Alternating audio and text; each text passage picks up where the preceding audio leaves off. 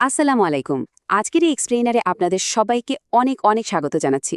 তো আজকে আমরা কথা বলতে যাচ্ছি বাংলাদেশ বনাম নিউজিল্যান্ডের মধ্যকার সেই চরম রোমাঞ্চকর তৃতীয় টি-20 ম্যাচটি নিয়ে।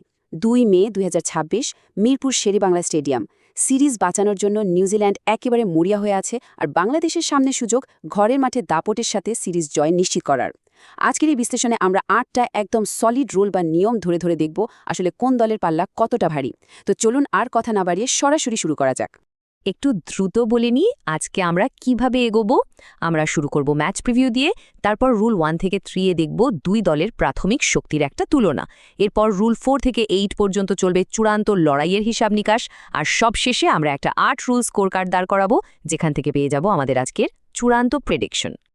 তো এই মুহূর্তে আমাদের টেল অফ দ্য টেপ বা স্কোরের খাতা কিন্তু একদম শূন্য, মানে 0-0।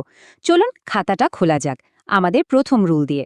এবার আসি rule number 1, team strength analysis. দলীয় শক্তির কথায় যদি আসি, বোলিং অ্যাটাকে বাংলাদেশ কিন্তু এখানে পরিষ্কারভাবে এগিয়ে আছে। মানে একটু খেয়াল করলেই দেখবেন মুস্তাফিজুর রহমান সদ্যই তৃতীয় ওয়ানডেতে রীতিমতো আগুন ঝরিয়ে 5 উইকেট তুলে নিয়েছেন, আর সাথে শরীফুল ইসলাম তো দুর্দান্ত ফর্মে আছেনই। অন্যদিকে নিউজিল্যান্ডের পেসার ম্যাট ফিশারের কথা ভাবুন। টি-20 অভিষেকেই 4 ওভারে 53 রান দিয়ে তিনি কিন্তু বেশ খরচে ছিলেন। আর স্পেন, রেশাদ হোসেন আর মাহেদি হাসান মিরপুরের উইকেটে কতটা ভয়ঙ্কর হতে পারেন সেটা তো আমরা সবাই জানি। সেখানে ইশ সোধি আর জেডেন লেনক্স এই কন্ডিশনে বেশ ধুঁকছেন। সুতরাং খুব সহজেই রুল 1-এর পয়েন্টটা আমরা বাংলাদেশকে দিয়ে দিতে পারি। রুল 1-এ জেতার পর আমাদের বর্তমান স্কোর কার্ডে বাংলাদেশ পেয়ে গেল 1 পয়েন্ট, আর নিউজিল্যান্ড এখনও 0। এবার দেখা যাক রুল নম্বর 2-এ কী আছে। রুল 2 হচ্ছে পিচ ও আবহাওয়া বিশ্লেষণ। আপনারা যারা নিয়মিত খেলা দেখেন তারা তো জানেনই মিরপুরের কালো মাটির পিচ কতটা ধীর গতির হয়। স্পিনাররা এখান থেকে দারুণ টার্ন পান। কিন্তু এখানে সবচেয়ে বড় গেম চেঞ্জার হল ডিউ ফ্যাক্টর বা শিশির। রাত ৮টার এই ম্যাচটায় ঠিক 8:30টার পর থেকেই মাঠে কিন্তু প্রচুর শিশির পড়তে শুরু করবে, আর বল একবার পিচ্ছিল হয়ে গেলে পরে বোলিং করাটা যে কোনো দলের জন্যই রীতিমতো দুঃস্বপ্ন। তাই রান তাড়া করা দল এখানে বিশাল একটা অ্যাডভান্টেজ পাবে। ঘরের মাঠ আর শিশির, এই দুয়ের সুবিধা নিতে বাংলাদেশ অনেক বেশি প্রস্তুত। তাই রুল 2ও নিঃসন্দেহে যাচ্ছে বাংলাদেশের ঝুলিতে। তো রুল 2 শেষে বাংলাদেশ এগিয়ে গেল ২-০ ব্যবধানে। এবার আমরা নজর দেব রুল নাম্বার 3 এর দিকে, যেটা হলো হেড টু হেড রেকর্ড। রেকর্ডের খাতা খুললে দেখা যায় 2026-এর এই হোম সিরিজে বাংলাদেশ এক কথায় অপ্রতিরোধ্য।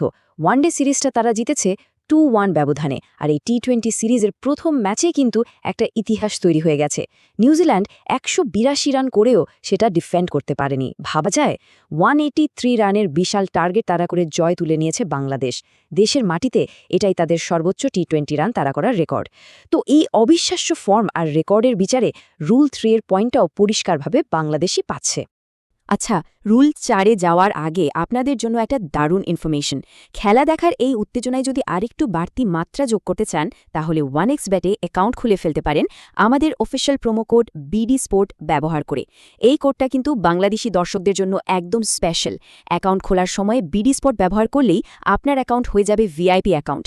এর মানে হলো ডিপোজিট করতে গিয়ে আর কোনো ঝামেলা পোহাতে হবে না, জমা হবে একদম সাথে সাথে।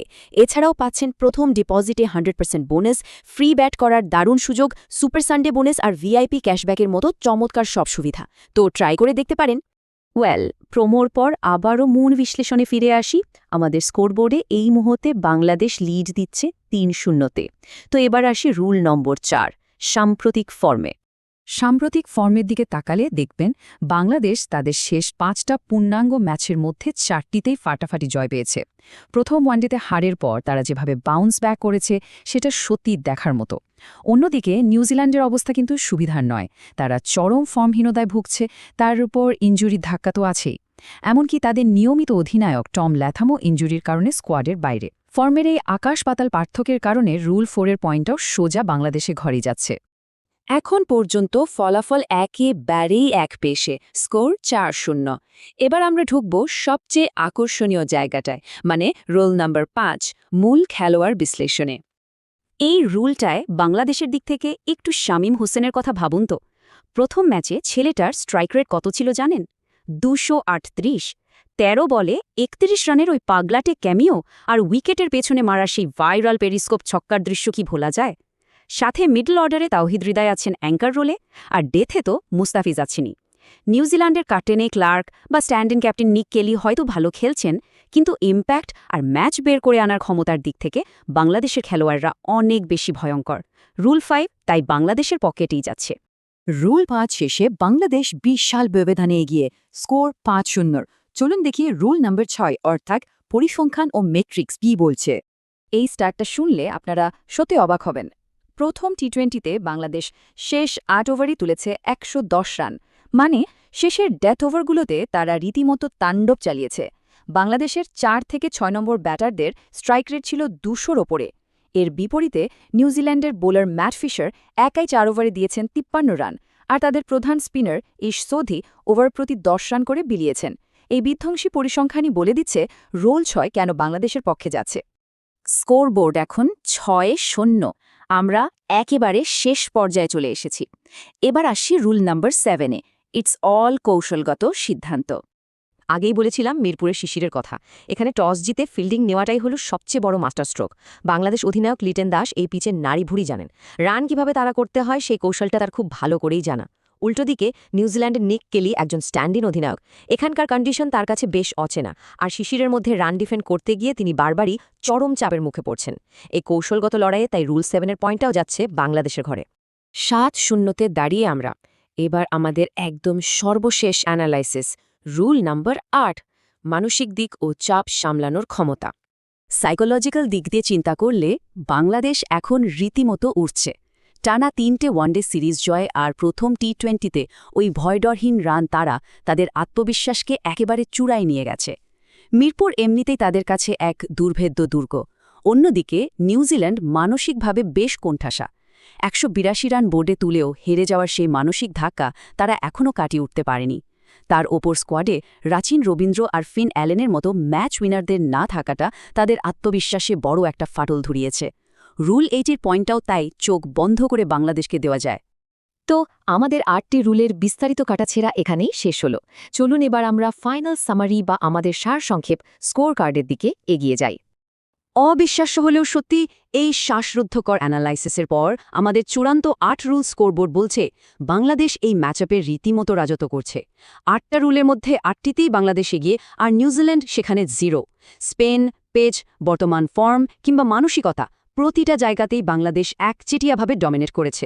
তো এই পাহাড় সম ডেটার উপর ভিত্তি করে আমাদের ফাইনাল প্রেডিকশন কি হতে যাচ্ছে?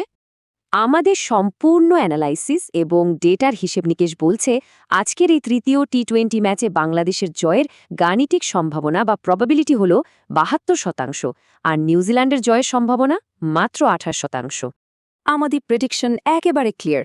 আজকের ম্যাচে বাংলাদেশি ফেভারিট এবং সম্ভাব্য বিজয়ী। এর পেছনের সলিড কারণগুলো যদি আরেকবার মনে করিয়ে দেই, প্রথমত তাদের অসাধারণ ফর্ম আর ভয়ডরহীন মিডল অর্ডার। দ্বিতীয়ত মিরপুরের স্পিন বান্ধব উইকেট আর শিশিরের বিশাল সুবিধা। তৃতীয়ত মুস্তাফিজ শরীফুল জুটির ওই এলিট লেভেলের ডেথ বোলিং। আর অন্যদিকে নিউজিল্যান্ড তাদের মূল তারকাদের ছাড়া এমনিতেই ধুঁকছে। রান তাড়া করে হোক বা বড় ব্যবধানে ডিফেন্ড করে বাংলাদেশের জয়ের পাল্লায় সবচেয়ে ভারী। তবে হ্যাঁ, একটা কথা বলতেই হয়, এটার সম্পূর্ণ বিশ্লেষণ আর পরিসংখ্যান ভিত্তিক একটা পূর্বাভাস। ক্রিকেট তো আর পুরোপুরি অঙ্কের নিয়মে চলে না, মাঠে যে কোনো কিছুই হতে পারে। তো এই ছিল আজকের ম্যাচ নিয়ে আমাদের বিস্তারিত এক্সপ্লেনার। আপনাদের কি মনে হয় আজ কে হাসবে শেষ হাসি? আপনাদের প্রেডিকশনগুলো কিন্তু অবশ্যই কমেন্ট বক্সে শেয়ার করবেন। আর যদি এই বিশ্লেষণটি আপনাদের ভালো লেগে থাকে তাহলে চ্যানেলটি সাবস্ক্রাইব করে বেল আইকনটি চালু রাখার অনুরোধ রইল, যাতে পরবর্তী সব এক্সপ্লেনার সবার আগে পৌঁছে যায় আপনার কাছে। আজ তাহলে এই পর্যন্তই। সবাই ভালো থাকবেন। আল্লাহ হাফেজ।